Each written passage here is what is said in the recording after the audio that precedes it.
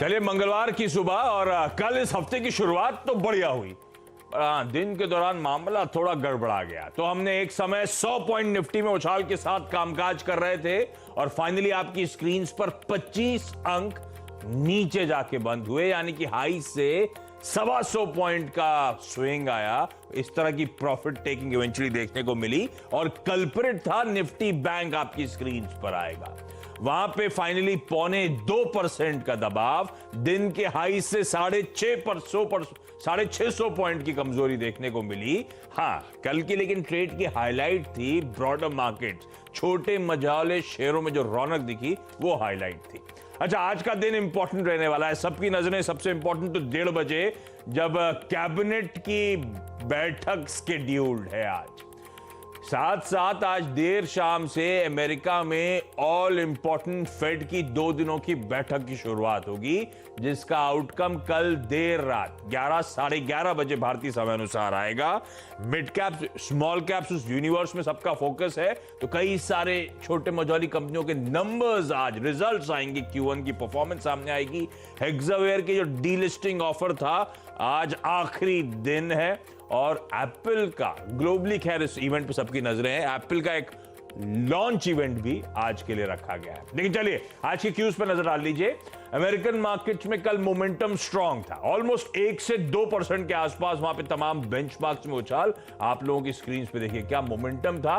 Technology shares ने बीते हफ्ते सारा मूड बिगाड़ा था और जब बाउंस बैक आया तो यही टेक्नोलॉजी स्टॉक्स ने इस बाउंस बैक को लीड करा। तो जब मैं 1 से 2% का उछाल दिखा रहा हूं तो इसके हायर एंड पे दरअसल नैस्डैक का परफॉर्मेंस था, ऑलमोस्ट 0.25-2% की उछाल नैस्डैक में कल देखने को मिली। लेकिन ध्यान रखें, कल जब हम कामकाज कर रहे थे दिन के दौरान तो डाउ फ्यूचर से इंडिकेशन आ चुके थे। सबकी नजरें थी वो एस्ट्राजेनेका ऑक्सफोर्ड यूनिवर्सिटी की ड्रग ट्रायल रिज्यूम हो रही है, उस पर हमने खैर कई सारी चीजों पर रिएक्ट करा, लेकिन एशिया ने उस पर रिएक्ट करा था। शाम को यूएस को रिएक्ट करने की बारी थी, तो इसीलिए उछाल था। तो उस समय 200 पॉइंट डाउ फ्यूचर्स वैसे ऑलरेडी इंडिकेट कर रहा था मजबूत होंगे, और असल में लेकिन 325 पॉइंट की उछाल देखने को मिला। तो फिर भी जो डाइजेस्ट करा था उससे अच्छी तेजी यूएस में देखने को मिली है और कल के उछाल के बाद डाउ फ्यूचर्स इंडिकेट कर रहे हैं आज एक फ्लैट सेशन होगा। ऐसा नहीं कि फिर से प्रॉफिट टेकिंग आ जाएगी, तो जो डाइजेस्ट करा था उससे अच्छे संकेत एटलीस्ट यूएस इक्विटी मार्केट से देखने को मिल रहे हैं। और ब्रेंट और गोल्ड अक्रॉस एसेट क्लासेस हमने ओवरनाइट थोड़ा सा उछाल आता हुआ देखा है। तो देखिए, वो ब्रेंट कच्चे तेल में भी उछाल, सोने में भी मजबूती के साथ कामकाज होता हुआ। तो कह लीजिए कल के सेशन में रिस्क ऑन ट्रेड्स ग्लोबली लौटते हुए नजर आए थे। किस हद तक वो कंटिन्यू होंगे उस पर करेंगे फोकस। नीरज वाजपेयी से समझेंगे स्टूडियोज में मौजूद ग्लोबली मूड माहौल कैसा है। वीरू से फिर समझेंगे कि आज हम लोग की स्ट्रैटेजी क्या होनी चाहिए।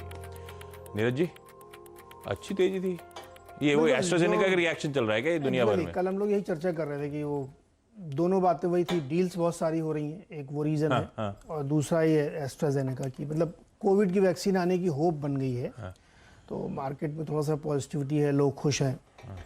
और फाइजर ने भी कह दिया है, तो जो कल हम लोग चलिए क्या टाइम लैग के हिसाब से चले, तो अब उन्होंने उस पर बाद में रिएक्ट करा। इसीलिए आज एशिया थोड़ा सा सुस्त है क्योंकि हम उस खबर पर रिएक्ट कर चुके हैं। उस खबर को हम पचा चुके हैं, तो रिएक्शन उसी के हिसाब से आ रहा है। फर्दर चाइना में कोई बहुत बड़ा डेवलपमेंट नहीं है। जैसे कल आप कह रहे थे रोज चाइना कुछ ना कुछ करता है, उसने सिंजियांग प्रांत की 5 कंपनियों पे बैन लगा दिया जो कॉटन एक्सपोर्ट करती थी। तो वो डेली बेसिस पे चलता रहता है। चीन, सिंजियांग तो इन्हीं का प्रांत हुआ। हाँ, तो अमेरिका ने बैन लगा, अमेरिका ने। तो ये हमारे लिए अच्छा है टेक्सटाइल मैन्युफैक्चरर्स के लिए, अगर कुछ जलवा दिखा सके। मैं अभी गोकुलदास एक्सपोर्ट से परसों बात कर रहा था न्यूयॉर्क कंपनी में। तो ये जो शिंजियांग प्रांत में मेरे ख्याल से मुस्लिम माइनॉरिटीज वाला इशू था, है ना, उइगर जो हाँ, तो वहां पर टेक्सटाइल का बड़ा धंधा है। तो वो सब मतलब वो झगड़ा चलता जा रहा है और उसी की वजह से रोज डेली बेसिस 2-4 कंपनियों पे बैन, हालांकि ब्लैंकेट बैन नहीं है, लेकिन कॉटन एक्सपोर्ट पे, कॉटन कपड़ों के एक्सपोर्ट पे बैन। तो ये झगड़े हैं, लेकिन मोटे तौर पे मार्केट इस समय बहुत उम्मीद लेके चल रहा है। फेड की बैठक एक और देख ले इस हफ्ते, तो उसके बाद फिर एक रास्ता तय होगा। हालांकि हम जैसे जैसे नज़दीक पहुंच रहे हैं इलेक्शन के, अब 1 ही महीने बीच में बचा है। पता ही नहीं चल रहा कितनी जल्दी समय निकल रहा है, बहुत जल्दी समय निकल रहा है। लॉकडाउन के 6 महीने होने को आया, रियलाइज हुआ आपको? 6 महीने, आधा साल निकल गया लॉकडाउन में। ऐसा लगता है अभी तो शुरू हुए थे हम लोग। जल्दी खत्म हो 2020।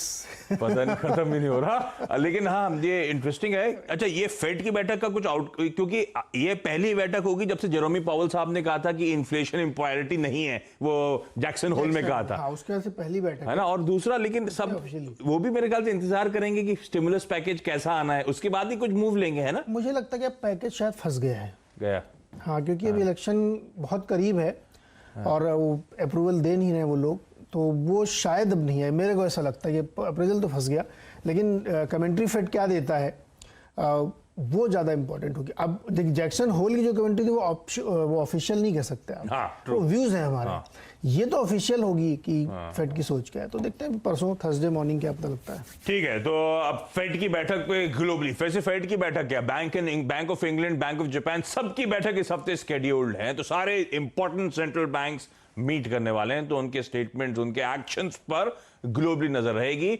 एसजीएक्स निफ्टी दिखा रहा है कि हरे निशान के साथ ही आज मंगलवार का मंगल सेशन होगा शुरुआत, लेकिन बाकी का सेशन कैसा पैन आउट होगा ये वीरू से समझने की जरूरत है। तो वीरू, कल इंस्टीट्यूशनल फ्लोज तो बड़े म्यूटेड से नजर आए, क्या लग रहा है डेटा फ्लोज को देखते हुए? कल तो एक मेरे ख्याल से पेंटअप डिमांड वाला दिन था, जो ब्रॉडर मार्केट्स में एकदम से बहुत ज्यादा गतिविधि देखने को मिली। अब तस्वीर कैसी है, रणनीति आज की क्या होगी?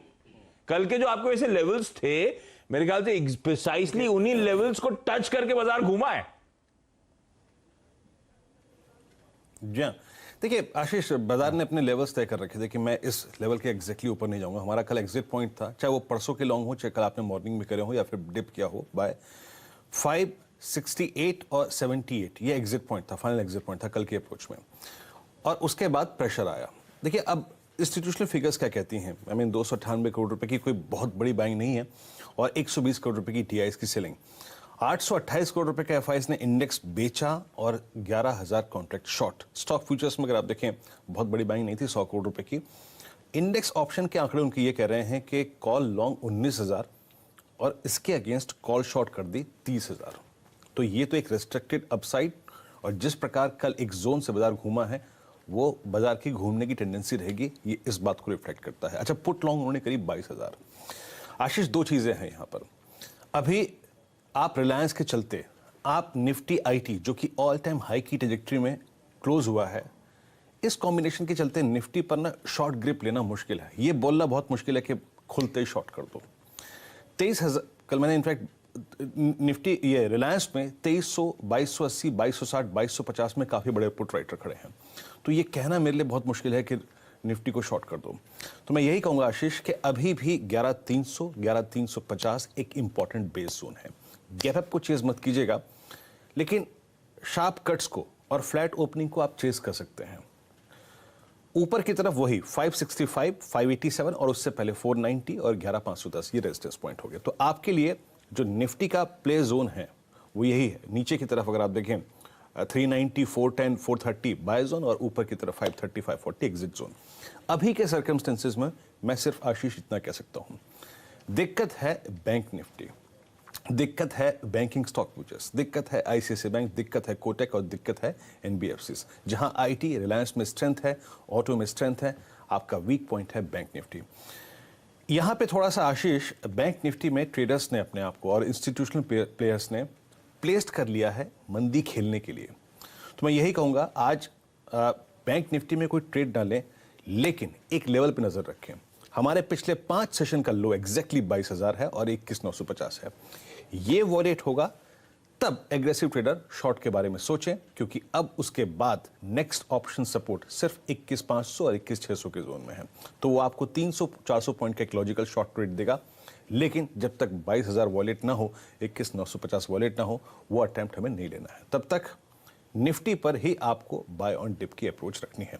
21,950 वॉलेट हो, 21,900 वॉलेट हो, एग्जिट कीजिए निफ्टी की लॉन्ग से भी उस वक्त। आशीष, बिल्कुल ठीक है। अच्छा, तो फ्लैट ओपनिंग होगी तो मार्केट्स को चेज कर सकते हैं, मतलब निफ्टी खरीद सकते हैं अगर फ्लैटिश नोट पे खुलता है तो, है ना?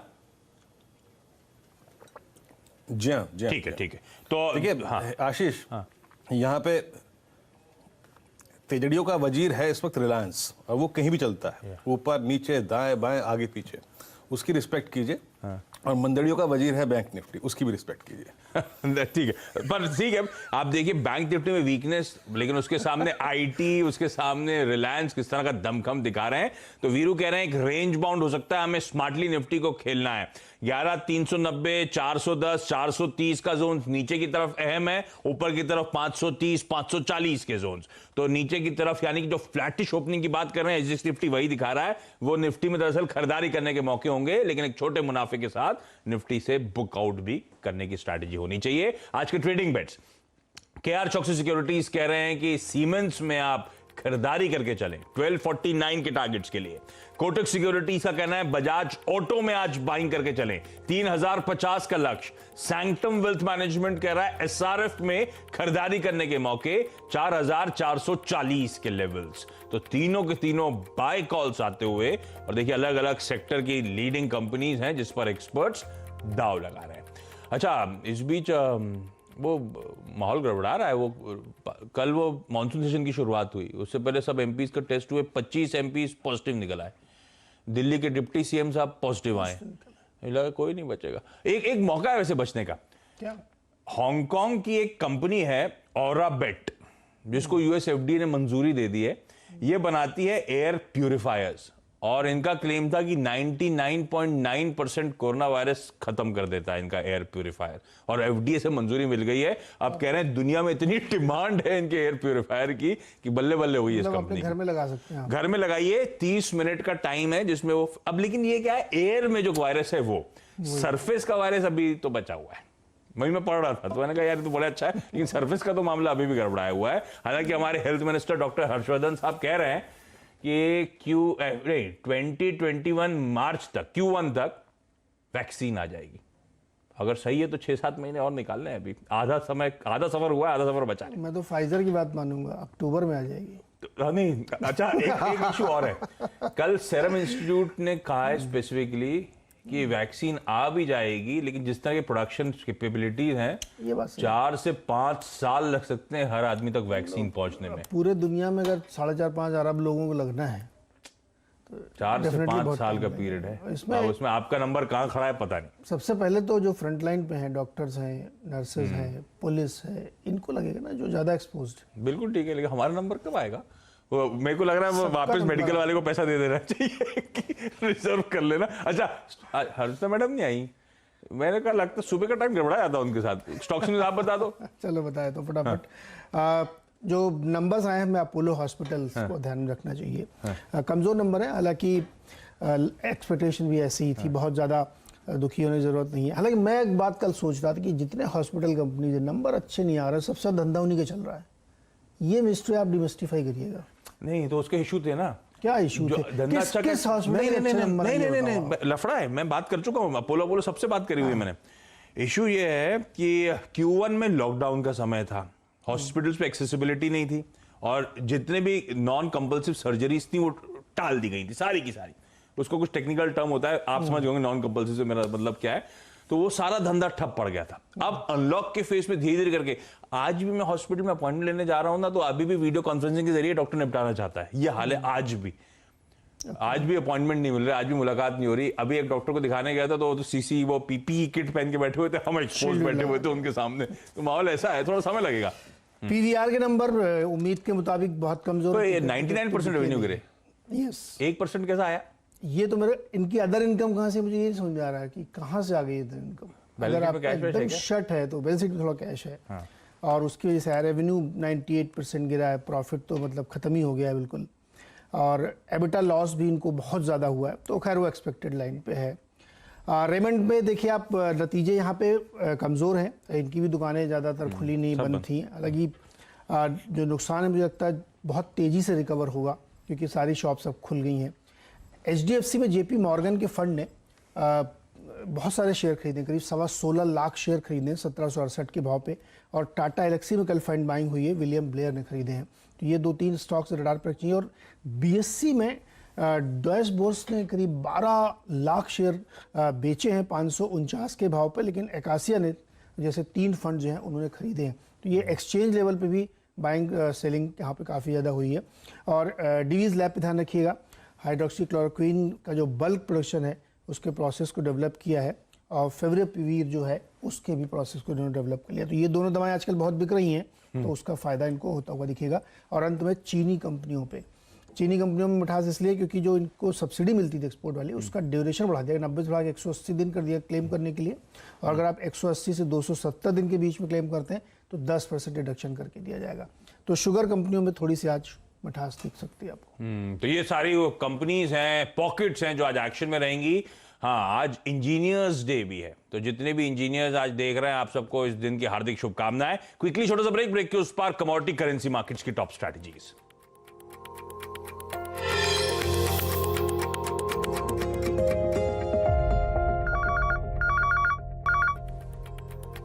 फिर ब्रेक के बाद आपका स्वागत है। और आज की जो स्ट्रैटेजीज है कमोडिटी करेंसी की, वो कुंवर जी ग्रुप की तरफ से नोट डाउन कर लीजिए, आप लोगों की स्क्रीन पर आएंगी।